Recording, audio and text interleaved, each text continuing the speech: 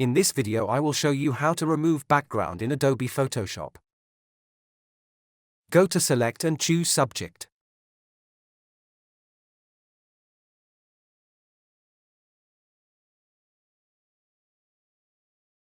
Add a layer mask.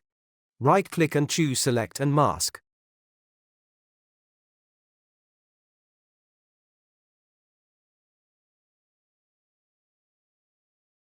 Now we will brush the white area of the hair.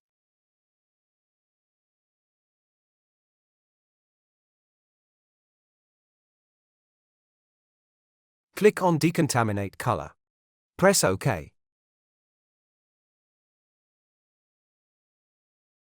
Go to Adjustment Layer and choose Solid Color. Choose this color and press OK. That's it. Hope you liked it. Please subscribe my YouTube channel for more tutorials.